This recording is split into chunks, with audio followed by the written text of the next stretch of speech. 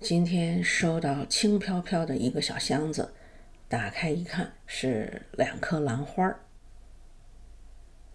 这2颗兰花呢是朋友送的，如果是我自己还真不舍得买。看起来朋友是专门挑贵的买呀。他当然也挑了我没有的品种，这2个品种我还真的是没有。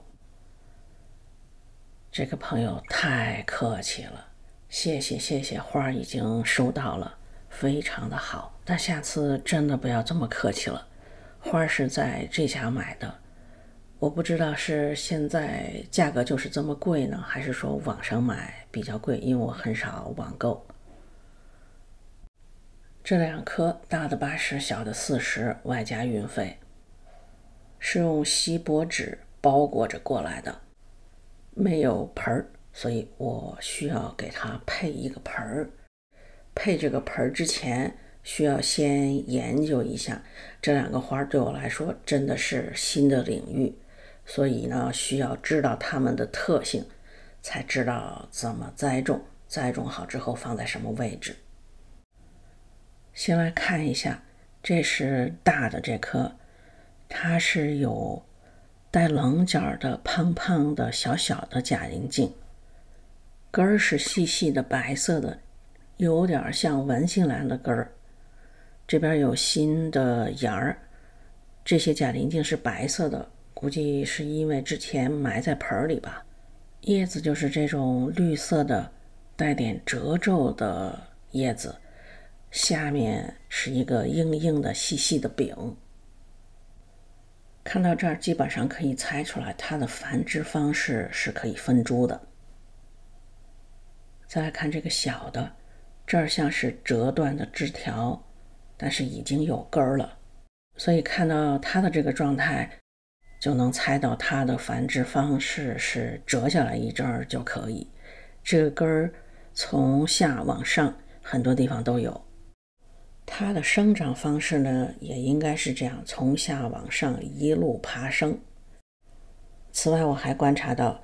这个的水苔比刚才那个湿多了，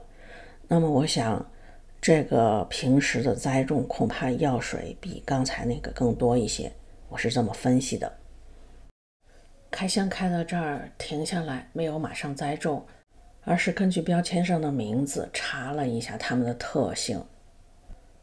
了解清楚了，栽种就有的放矢了。根据它们的特性以及我的情况，还花了一些小心思。这是栽种好的样子，接下来你跟着我一边干活，咱们一边聊一聊关于这2个花的一些特性。这2颗花的原产地不一样，这颗原产是在马来西亚新几内亚那一带。关于这颗我查到的资料非常少，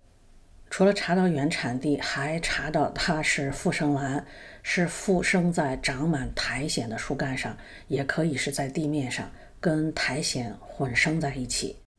所以它的包裹里的水苔比较湿，就好理解了。那么它的养护应该也是一直给它湿，就想象一下阴处的那种苔藓的生活环境，一定是耐阴不耐旱。仔细观察一下就会发现，阴天下雨的时候它会长得非常的好，而在过于干燥的时段，那些苔藓有可能消失不见。而如果因为某些原因阳光直射过来了，因为有了直射阳光，那些苔藓有可能永远的消失不见了。根据查到的有限的这些资料和分析，已经大致猜到怎么养护它了。所以知道原产地以及在原产地的原生环境，对日后的养护是很有帮助的。我们只要尽量模仿它的原生环境，通常它就可以长得比较好，或者至少能把它养活吧。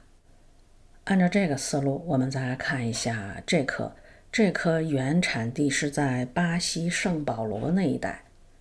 也就是南美洲。那知道这个，马上想到文心兰、卡特兰原产都是在南美洲，那生活环境上应该跟它们有些类似，也是附生兰，不过这个有个特别特殊的地方，就是它的花儿不是往上开，是往下开，而且是穿过花盆底部开花。所以这个盆必须用底下有非常大孔的这种盆，不能用普通的塑料盆。甭管盆是透明的还是不透明的，只要它的花芽穿不出来，都不能开花。所以我赶紧去找了一个闲置已久的吊盆，挂在这棵树下，还有斑斑驳驳的阳光，这个环境对它来讲是比较合适的。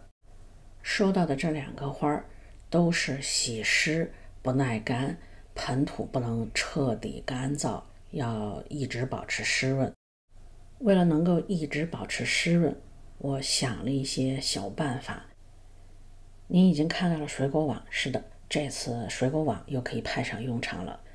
小盒里装了一些小石头，罩上水果网。盒是为了盛水，石头是为了压重，水果网是为了挡住其他的东西进去。还准备了水杯加水果网，不过后来这个没有用，觉得尺寸不是很合适，放弃了。这是一个很浅的盆，盆底放一些小石头还有一些桃粒，2个用途：压重、排水。刚才的这个水果网小盒放在盆底，那这个小盒呢可以压重和存水，周围再放一些椰子壳和水苔，这是2种保水性非常好的质料。那个水果网罩着的小盒相当于是给它一个地下湖吧，因为只要需要一直保持湿，它算是一个辅助吧。万一我浇水不及时，底下还有些水，总归可以坚持一段时间。我这个盆是之前就有的，下面已经打了孔，可以漏水。如果是现做一个盆，底部可以不用打孔，只在侧面稍微留出一点高度打孔，那底部就可以存上一点点的水，就不需要像我这样用这个盆了。兰花是平躺在植料上，我在想如果放在户外有风的时候会不会给吹飞了，所以觉得应该给它固定一下。正好这个盆边上到处都是孔，松松的把它绑在边上，2头都绑了一下。绑好之后再继续覆盖上一些植料就行了。这些植料都是干的，应该是装完之后泡泡水，把植料都泡湿，让盆保持湿润。不过碰巧正好下雨，省一道工序，搬出去直接淋雨。这棵我初步打算先养在室内或者栏房，因为现在算冬天了，还是马上冬天了，就温度不是很高了。人家原产不是在马来西亚那边吗？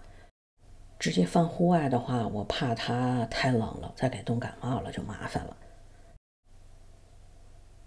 再来看这个，我找了一个小茶碗，还是用水果网把它罩起来。碗不大，里面什么也没放，水果网有点大，需要剪掉一部分。这颗是准备挂起来，所以它的植料尽量轻一点，但同时又需要保湿，所以植料还是选了水苔和椰壳，这2种东西又很轻又特别能吸水。另外一种至轻吸水性好的材料是珍珠岩，所以也混了一些珍珠岩。珍珠岩是无机物，它的好处是不容易腐烂，但是也有一个缺点，它真的太轻了，颗粒又非常的小，放在外面一起风恐怕会吹得到处是。所以珍珠岩就跟其他质料混在一起用，那这样至少能被别的东西给镇住吧。上盆很简单，这就基本上完成了。再说一下我查到的关于它的一些资料。原产地刚才说了，是巴西圣保罗那一带，是复生兰，叶深绿色有褶皱，花垂生，从篮子底部穿出来开花，花期不长，单朵花大概就是1天到3天吧，但是有香味儿。虽然一朵花花期不长，但是那个花序可以连续往下开，通常是在夏天开花。对环境的要求大致是这样：树下明亮的散射光比较合适，空气湿度如果能够在70%到90%最好，实在没有它也只能忍着。经常浇水，保持湿润，盆内不能干透。施肥，包肥勤施，旺季的时候可以每周施肥，也可以放一些固体缓释肥。必须使用一些保水性比较好的质料，还必须使用大眼框来种植，以花的芽能穿出去为准。它的生长温度范围10几度到20几度，在悉尼完全可以全年户外养殖。换盆是在花后或者那个筐烂得不行的时候换盆，它不太喜欢经常被打扰，3年左右换一次盆就可以。不过换盆之后有可能影响来年开花，如果还同时做了分株繁殖，那很有可能影响到接下来1到2年的开花。它只在成熟的假鳞茎上生出花芽，小苗到开花株需要经过很多年。看到这儿我就有点理解为什么这个那么贵，这棵要80块钱。据说这个已经成年是可以开花的植株，那就是说人家从小苗养到现在，养了很多年，这么大老远给我寄过来，我又重新上盆，然后我还是个新手。这么想了一下的话，觉得1年2年可能见不着花了。虽然我很想知道它的花是什么样的，但是需要耐心等待呀。最后再次感谢给我花的朋友，让我拓展了一个新的领域，这也是养花的乐趣之一，学到新的东西是非常开心的一件事情。所以谢谢，非常感谢，但是也很过意不去您破费了，谢谢哈。